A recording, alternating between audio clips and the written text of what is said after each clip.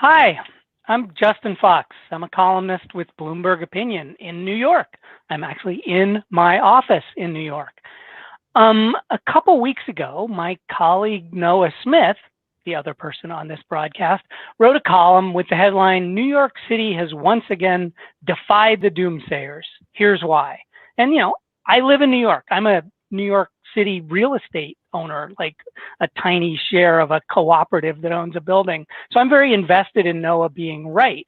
But I was reading through the column and I'm nodding my head at a bunch of it, but he just had this line about New York already, for some cities like San Francisco, the exodus does seem real, at least for now, but Gotham has defied the doomsayers in spectacular fashion.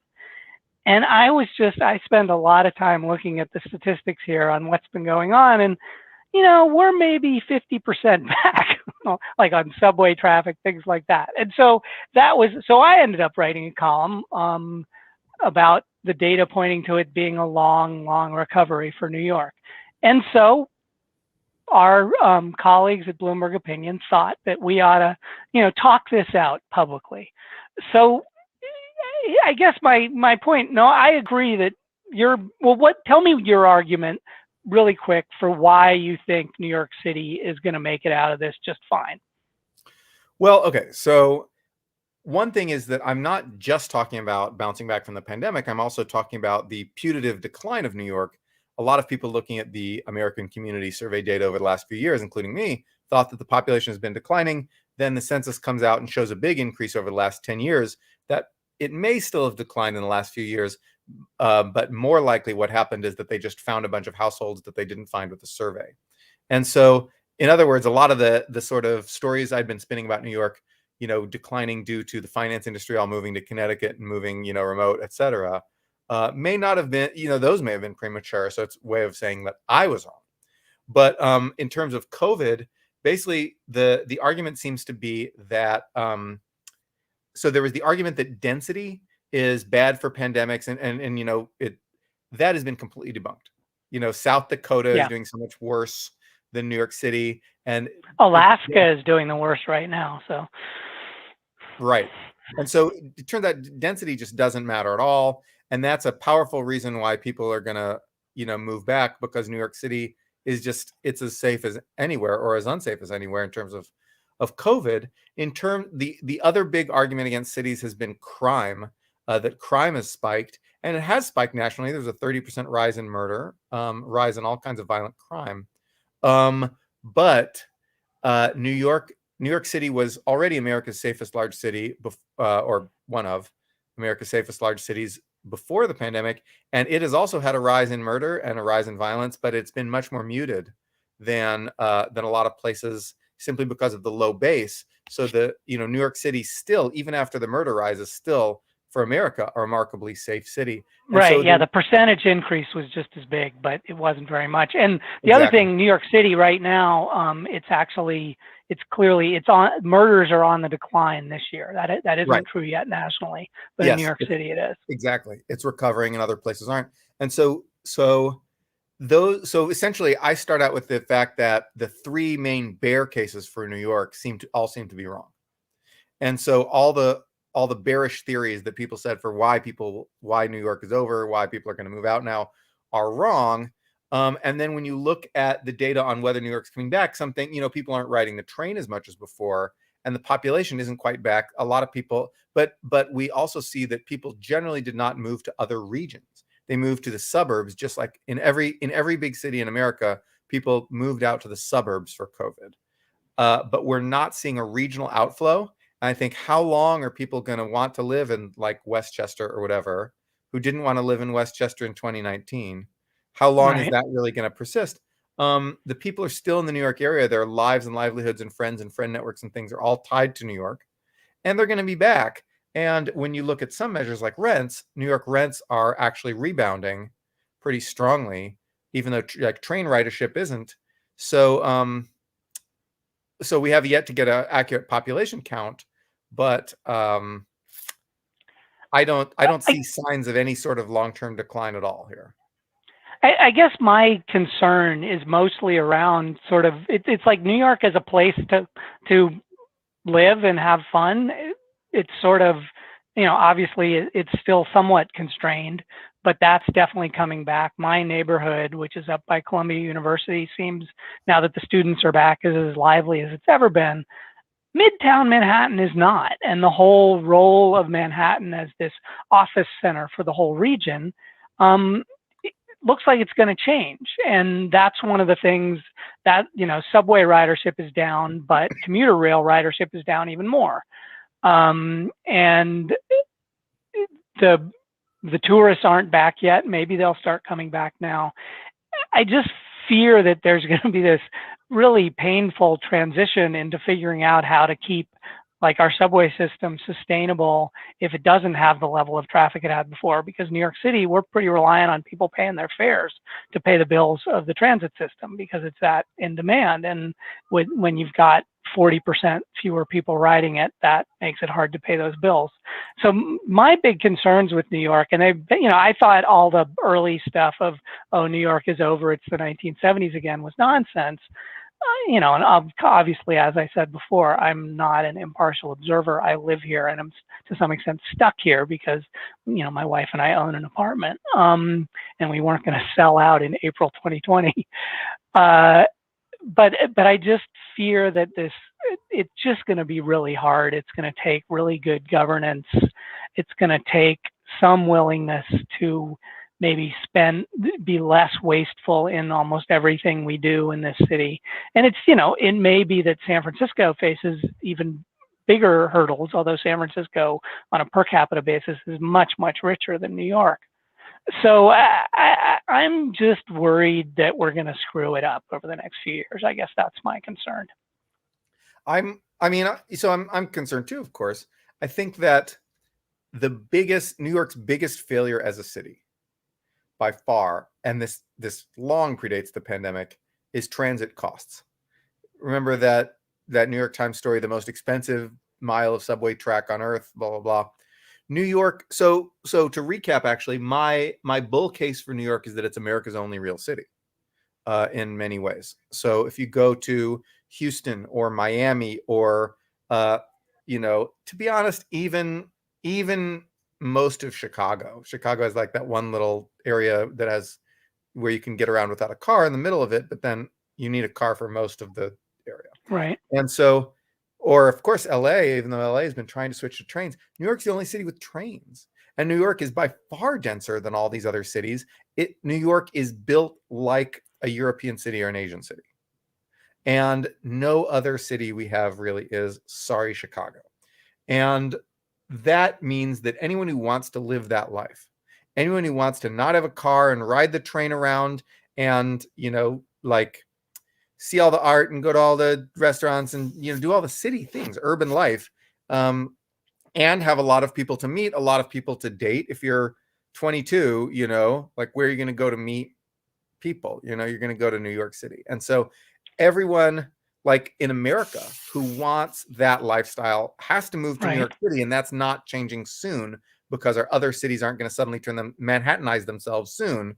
That Manhattanization is a dirty word in much of the country, even though people love living in Manhattan. And so I really think that New York City has this unique lifestyle that you can have. In terms of work, there's the argument that remote work is going to is going to take over. And I just don't see it. I think that working remote for 2 or 3 days a week is going to take over, but working completely remote is going to still be a rare thing.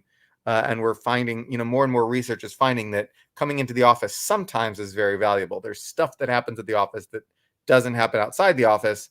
The sweet spot for productivity is probably just partial remote work, but that still means that people need to live in the city they work. Yeah, I talked to Enrico Moretti, who you know too, when I was in the Bay Area a couple of weeks ago. Though of course we ended up talking by Zoom instead of in person, and that was, neighbor. I mean, obviously he would think.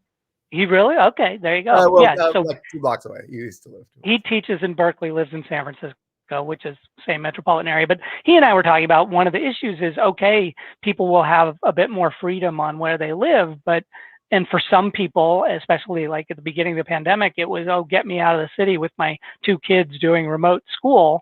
And so it was definitely pushed towards suburban and exurban areas. But obviously, there are a lot of people who will choose more urban. And one kind of funny thing, I think it was yesterday on Twitter, Sam Altman, a prominent Silicon Valley figure, said, I think his anecdote stat was that 1 out of 4 tech people are moving to New York City. And the CEO of Quora jumped in and said, yeah, now that Quora's remote default, New York is the #1 destination. And I think it's just, you're a young person, you've got a high paying tech job, and you've always thought, God, it'd be fun to live in New York for a couple of years. This is the big moment for that. And I've heard lots of other stories of that too. Yes. I still don't know what you're not making my case. This is something. Yeah, I mean, you're making my case. Yeah, it's a terrible debate. We're useless. But I guess there's still a ton of commercial office space in New York City that I don't know what they're going to do with. And that's not the biggest problem in the world, but it's a problem, and it's I know going what to be they interesting. need to do with it. Turn it into housing. Yeah, turn it into housing. Like, how hard is that? You have the buildings, move the walls around a bit, do some remodeling, and put in some more bathrooms and whatever, and there you go. I mean, we got some nice high ceilings here. Yeah, people are going to love living there. Hipsters will love living in converted offices in Midtown. I mean, because lots of people live in converted offices downtown already. I mean, that's sort of what happened to Wall Street. Most of the older buildings have been converted into housing. This really is a bad debate. I mean, I'm just trying. So what is it I'm worried about? New York is our only city, because all the people who say it might be nice to live in New York, what they really mean is it might be nice to live in a real big city, of which we have precisely one. If other cities would get their act together and realize that Manhattanization is not a dirty word, it's a good thing, they could have billionaires living there. If you had just one other city, you know what the second densest big city in America is? City of over 200,000 or whatever? San Francisco, a place where most of the housing is zoned for single family. This is our second densest city, and it's ridiculous. I think Oakland's going to do it. You think they're building so many? They're just building tons of big apartment buildings in downtown Oakland. Oakland, so it'll be an interesting experience. If people can feel safe living in Oakland, which is looked like it was about to be a possibility before the pandemic and may be a possibility again. If people can feel safe living in Oakland, I would bet that Oakland could pull it off, but it's going to be a while before Oakland pulls that off. And LA has been trying to create this dense downtown core, and it's doing remarkably well. But look at where it started. It's going to be decades before you can really just zip around LA on trains. Just given the massive sprawl. There's no other, so if people, I mean, downtown Philadelphia is really nice, but yeah. 2 blocks of downtown Philadelphia are really nice. Right. Well, somewhat nice. Oh, it's really nice. Okay. Every time I try to go to Philadelphia, there's a giant blizzard that prevents me. It's happened twice now. And then the city is entirely snowed in. So I have weather-based that's a problem. They need to work on that. Anyway, all right. But sorry, go ahead. I mean, I guess I still do wonder if it's just with me and with Enrico Moretti and with you that it's like, okay, this is the way it's been and people like cities, but what if we really don't need them to do our work? What if we really can be just as productive remotely all the time? Is that there's this niggling thing in the back of my head that maybe we're just so stuck in the way we like to live that we're missing something. Well, I mean, having lived overseas, I can say that there's a lot that we're missing. Most people go to New York and they're like, oh, amazing, I can get around on a train anywhere I want. And, I come back from Tokyo and I live in New York and I'm like, where's the train? There should be a train now, and so even New York City is not. It doesn't do a lot of the. Well, yeah, it doesn't deliver. Yeah, it doesn't deliver. And so what New York City needs, it's New York City's bête noire is transit costs. if they need to hire half as many people to build a subway station as they now hire. I'm sorry, that can no longer be like a massive payola thing. Contractors who completely grift the city out of all its money. I mean, it's the operating cost. Alan Levy I think his calculation was that if New York City had the same operating cost per mile as the Chicago Transit Authority for its trains, the subway would have run a profit before the pandemic. Yes. And it like, if Chicago can do it cheaply, then it's not because like the mob is extorting the New York government, because they'd be doing it in Chicago first. It must be something else. It's just the idea that New York had this incredible surplus of value from the finance industry and publishing industry and other industries concentrating there, that they used things like construction and transit as a redistribution mechanism to give money to the middle and working classes. And that has to end, not because redistribution is bad, redistribution is good, but you shouldn't do it that way. That is like the most costly form of redistribution, is to do essentially like payola schemes via construction and transit employment, things like that. Fewer people must be hired. It's not even wages. Like, New York wages for these construction workers and transit people are not that high. It's jobs, it's number of people when you look at the data. And so they need to just hire fewer people, and those people have to have something else to do. And they will, because New York is an amazing jobs creating machine. Those people will have something else to do, but transit is the lifeblood of New York, and you can't keep using it as a redistribution scheme. Yeah. I mean, once again, this is just the worst argument ever, the worst debate ever. But I kind of agree. I mean, I think it's a lot easier to say that than to actually figure out how to do it in a city like New York. But it is kind of remarkable how inefficient we are at doing a lot of the key things that a city needs to do.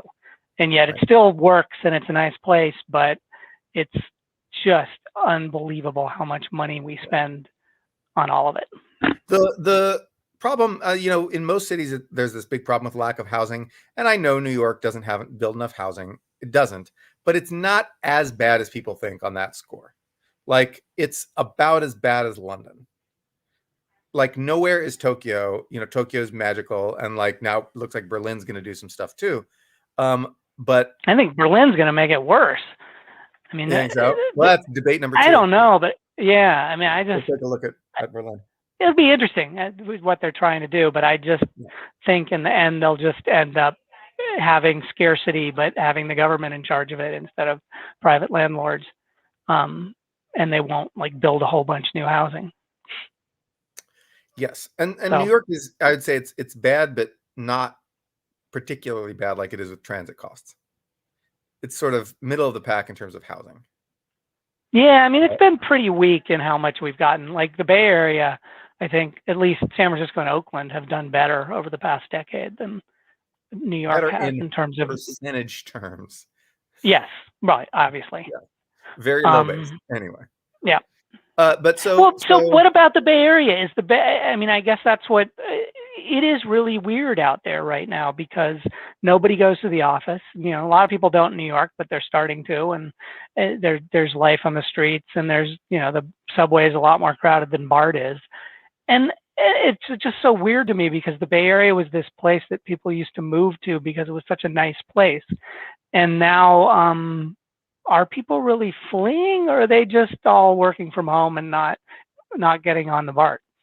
Well, fewer people are fleeing than people thought were going to flee. But there's a few things that have happened that have creating a minor exodus, actually. And so one of those is wildfires.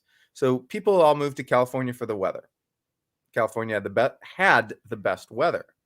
Climate change has made it somewhat hotter, but not, still pretty nice most days.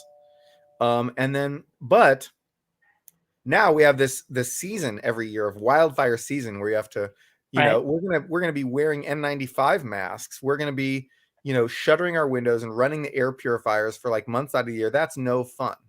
and the sky is like blood red and blah blah blah, and everyone, if you live out I in mean, the we did have wine country, a your house day of goes. that here too this year Oh, I didn't in realize New that. York. I didn't Yeah, know New that. York got its one. It wasn't as bad as those days in San Francisco last year, but I think it's just as bad as any day you've had this year. It was But very weird. right, no, last year was much worse, and of course, it burns the available fuel, and then it takes like 2 years to like dry out. 2017 was really bad, but it's like the cycles keep getting worse, and we know it's because of climate change. And even though people deny this, it's like forestry management, and like we didn't need good forestry management 20 years ago. We could get away without it. Anyway, so wildfire season is a big thing that is now just bad, and that takes away one of California's biggest advantages for much of the year of weather. Of course, the housing politics is really bad, and of course that comes from Prop 13 in California that essentially prevents cities from charging like good property taxes, and it comes from urban fragmentation. So you have these little cities, and no city wants to be the Right. one to build the housing, and blah blah blah blah blah. And also culture, of course, and all this stuff. The Sierra clubs out there opposing new housing, and so we've got that problem as well. In the tech industry is more suited to full remote than other industries. Big companies, you still need everyone at Google to like come into the office occasionally. There's still important things there, but if you're running like a crypto startup, you can be your complete remote. The small scale at which a lot of these people work in the startup economy allows startups to go full remote, even if big companies can't go full remote. And so, because when you have a startup, you don't necessarily need everybody to come into the office all the time, because the point of coming into the office is to like bond and create that, that connection. And you already have that if you have like 5 people who know each other and are just making some crypto thing. And so that's, like I said, it's on the margin, it's moderate, but I think there is going to be a moderate exodus from San Francisco. Also, just the dysfunctional politics of this particular city. San Francisco is worse than the other Bay Area cities, and it's just really toxic and bad, partly because of the way we allow the supervisors to like rule their little fiefdoms. And I could go into that. But anyway, I'm more bearish on San Francisco than New York. All right. So I'm not going to wind up. disagree with that either. So yeah. Yeah. All right. Everybody loves New York. As it's, how to escape the bear. You don't have to outrun the bear. You just have to outrun the slowest person who's trying to escape the bear. Well, New York, in order to be America's most popular city, does not have to be an amazingly run city. It just has to be better run than all the other crappily run cities in this country. There's on that encouraging note. Okay, we'll see how it goes over the next couple of years. All right. This is Justin Fox in New York. That's Noah Smith in San Francisco. We will